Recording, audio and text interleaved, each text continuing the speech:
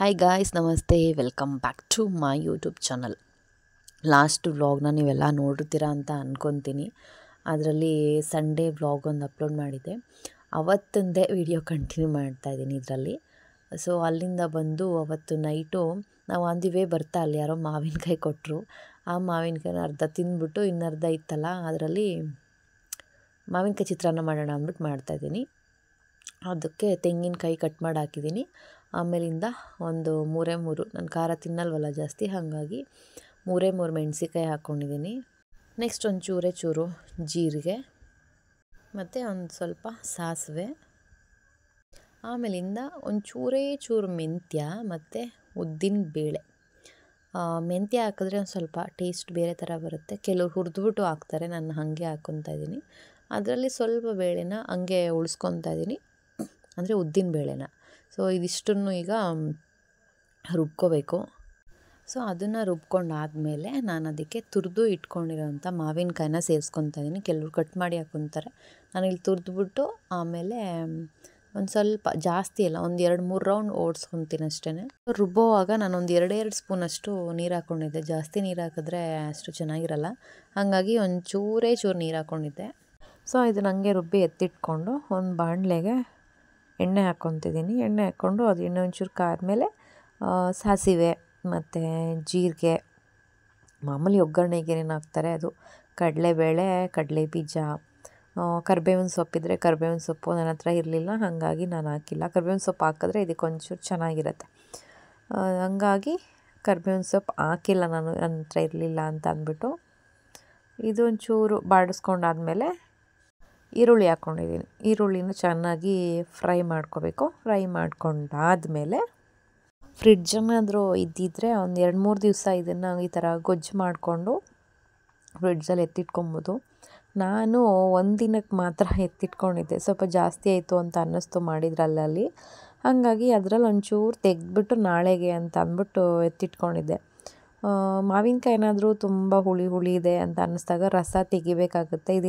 ಏನು ತುಂಬ ಹುಳಿ ಇರಲಿಲ್ಲ, ಹಾಗಾಗಿ ನಾನು ರಸ ಏನು ತೆಗಿಲಿಲ್ಲ, ಹಾಗೆ ಹಾಕ್ತೆ. ಈಗ ರುಬ್ಕೊಂಡಿರೋದನ್ನು ಬಾಣಲೆಗೆ ಹಾಕಿ ಚೆನ್ನಾಗಿ ಅದು ಹಸಿ ಸ್ಮೆಲ್ಲೆಲ್ಲ ಹೋಗಬೇಕು.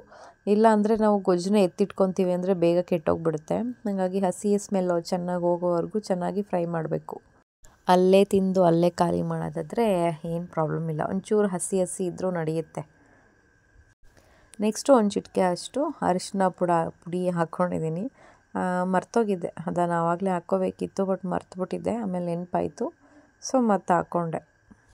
ಸೊ ಆಮೇಲೆ ಅದಕ್ಕೆ ಅನ್ನ ಮಾಡಿಟ್ಕೊಂಡು ಅದನ್ನು ಹಾಕಿ ಎಷ್ಟು ಉಪ್ಪು ಬೇಕೋ ಅಷ್ಟು ಹಾಕ್ಕೊಂಡು ಕಲಿಸ್ಕೊಂಡು ತಿಂದರೆ ಅದು ಹುಳಿಯಾಗಿ ಸಿಗ್ತಾ ಇರುತ್ತಲ್ಲ, ಟೇಸ್ಟ್ ತುಂಬ ಚೆನ್ನಾಗಿರುತ್ತೆ. ಚೆನ್ನಾಗಿ ಬಂದಿತ್ತು ಚಿತ್ರಾನ್ನ.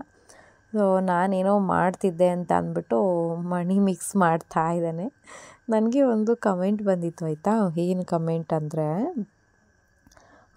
ನೀವು ನಿಮ್ಮ ಹಸ್ಬೆಂಡು ಜಗಳ ಮಾಡಲ್ವಾ, ಮಾಡಿದ್ರೆ ಯಾವ ಕಾರಣಕ್ಕೆ ಮಾಡ್ತೀರಾ ಅಂತ ಕಮೆಂಟ್ ಬಂದಾಗ ಕೈಯಲ್ಲೇ ಮೊಬೈಲ್ ಇಟ್ಕೊಂಡಿದ್ದೆ, ಹಾಗಾಗಿ ಟಕ್ಕಂತ ನೋಡಿದೆ ಅಲ್ಲೇ ಓಪನ್ ಮಾಡಿ. ಅದು ಯಾಕೋ ಏನೋ ಗೊತ್ತಿಲ್ಲ, ಒಂದು 2 ನಿಮಿಷಕ್ಕೆ ಮತ್ತೆ ಕಮೆಂಟ್ನ ಡಿಲೀಟ್ ಮಾಡಿದ್ದಾರೆ. ಅವ್ರ ಹೆಸರು ನಾನು ಕರೆಕ್ಟಾಗಿ ನೋಡ್ಕೊಳಕ್ಕೆ ಹೋಗಲಿಲ್ಲ. ಸೊ ನಿಮಗೆ ಇಂಟ್ರೆಸ್ಟ್ ಇದ್ದರೆ ಕೇಳಿ, ನಾನು ಹೇಳ್ತೀನಿ ಆಗುತ್ತಾ ಇಲ್ವಾ, ಆದರೆ ಯಾಕಾಗುತ್ತೆ, ಸೊ ಹೆಂಗೆ ಸಾರ್ಟ್ ಔಟ್ ಆಗುತ್ತೆ ಅದನ್ನು ಬೇಕಿದ್ದರೆ ನಿಮಗೆ ಹೇಳ್ತೀನಿ.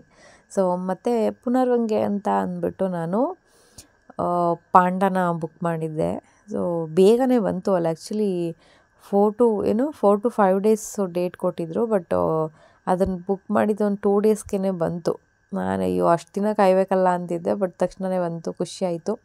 ಅದನ್ನು ಓಪನ್ ಮಾಡ್ತಾಯಿದ್ದೀನಿ. ಓಪನ್ ಮಾಡಬೇಕಾದ್ರೆ ನನಗೆ ಅನಿಸುತ್ತೆ ಏನಪ್ಪ ಅಂತಂದರೆ, ಮಕ್ಕಳ ಮುಂದೆ ಕೂತ್ಕೊಂಡು ಏನೂ ಓಪನ್ ಮಾಡಬಾರ್ದು ಅಂತ. ಎಷ್ಟು ಹಿಂಸೆ ಕೊಟ್ಬಿಟ್ಟ ಗೊತ್ತಾ.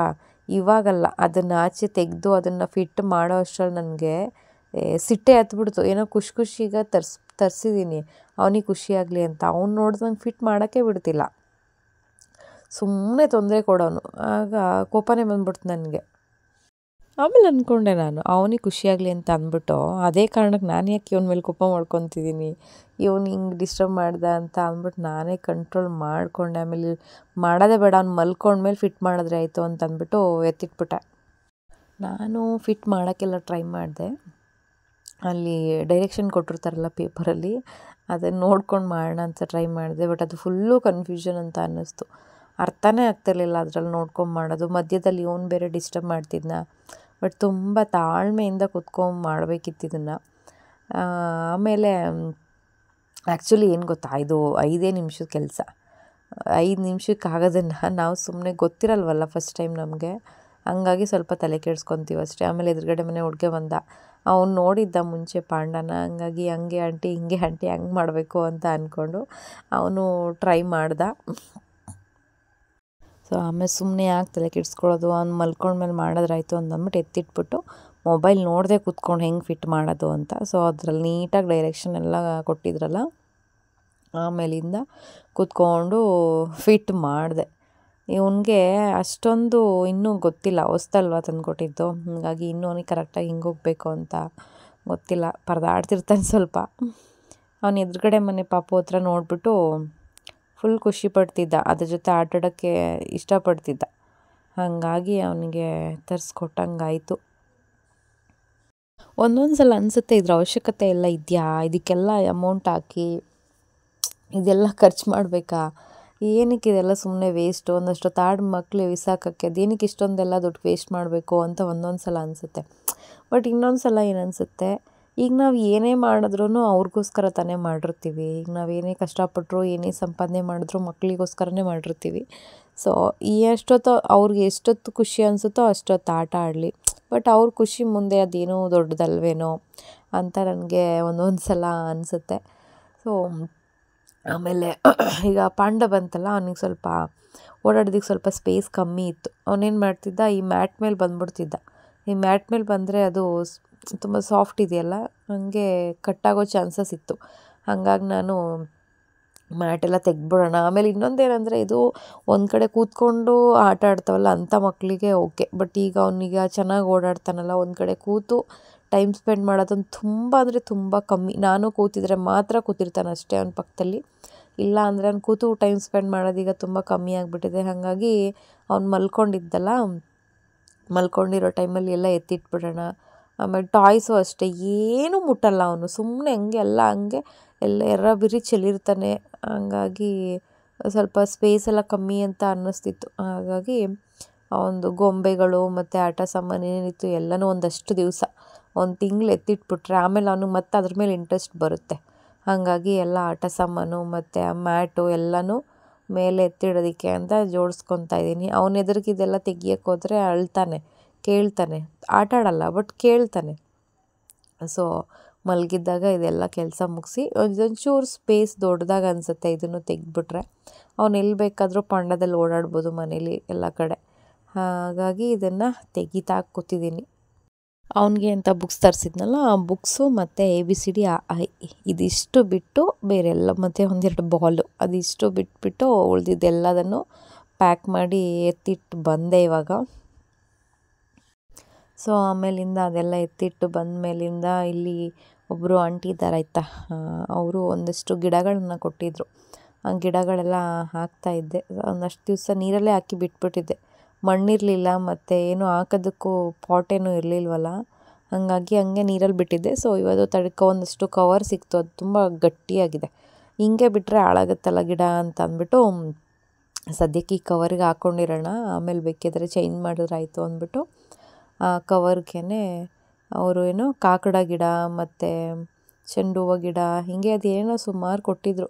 ಮನಿ ಪ್ಲ್ಯಾಂಟು ಆ್ಯಕ್ಚುಲಿ ಮನಿ ಪ್ಲ್ಯಾಂಟ್ನ ಯಾರೂ ಕೊಡಲ್ಲ ಯಾರಿಗೂ, ಕದ್ದು ಕಿತ್ತರೆ ಕಿತ್ತಂಗಷ್ಟೇ, ಯಾರಿಗೂ ಕೊಡೋಕ್ಕೆ ಇಷ್ಟಪಡಲ್ಲ. ಸೊ ಅದೇನೆಂದರೆ ನಮ್ಮ ಹತ್ರ ಇರೋ ದುಡ್ಡು ಖಾಲಿಯಾಗಿಬಿಡುತ್ತೆ ಬೇರೆ ಯಾರಿಗೂ ಕೊಟ್ಟರೆ ಅನ್ನೋ ಥರ ಥಿಂಕ್ ಮಾಡ್ತಾರೆ. ಬಟ್ ಪಾಪ ಅವ್ರು ಆ ಥರ ಏನೂ ಅನ್ನಲಿಲ್ಲ. ಅವರೇ ಕೇಳಿದ್ರು, ಇದು ಬೇಕಾ ತಗೊಳ್ಳಿ ಅಂತ ಅಂದ್ಬಿಟ್ಟು. ಆಮೇಲೆ ಈಸ್ಕೊಂಬಂದು ಸುಮಾರು ಗಿಡಗಳು ಕೊಟ್ಟಿದ್ದರು, ಎಲ್ಲದನ್ನು ಕೂತ್ಕೊಂಡು ಹಾಕಿದೆ. ಪುನರ್ವ ಅದೆಲ್ಲ ಏನು ಮುಟ್ಟಲ್ಲ ಅಂತ ಅನ್ನೋದಾದರೆ ನಾನೆಲ್ಲ ಕೆಳಗಡೆ ತುಂಬ ಗಿಡಗಳೆಲ್ಲ ಹಾಕ್ಕೋಬೋದಾಗಿತ್ತು. ಬಟ್ ಅವ್ನಿಗಿನ್ನೂ ಅದೆಲ್ಲ ಗೊತ್ತಾಗಲ್ವಲ್ಲ, ಅದೆಲ್ಲ ಕೀಳಬಾರ್ದು ಮುಟ್ಟಬಾರ್ದು ಅಂತ. ಹಾಗಾಗಿ ಏನಾದರೂ ಕೆಳಗಡೆ ಇಟ್ಟರೆ ಕಿತ್ತಾಕ್ಬಿಡೋದು, ಎಲ್ಲ ಮಣ್ಣು ಚೆಲ್ಬಿಡೋದು, ಈ ಥರ ಎಲ್ಲ ಮಾಡ್ತಾನೆ. ಅವನೊಂಚೂರು ದೊಡ್ಡವನಾಗೋವರೆಗೂ ಹಾಗೆ ಆಗುತ್ತೆ, ಏನೂ ಮಾಡೋಕ್ಕಾಗಲ್ಲ. ಸೊ ಅವ್ನ ಕೈಗೆ ಎಟಕದೇ ಇರೋ ಥರ ಇವಾಗ ಅಲ್ಲಿ ಮೇಲ್ಗಡೆ ಇಟ್ಕೊಂಡಿದ್ದೀನಿ. ಇನ್ನೂ ಅವ್ನಿಗೆ ಅದ್ರ ಮೇಲೆ ಗಮನ ಬಂದಿಲ್ಲ, ಇದು ಮುಟ್ಟಬೇಕು ಎಳಿಬೇಕು ಅಂತ.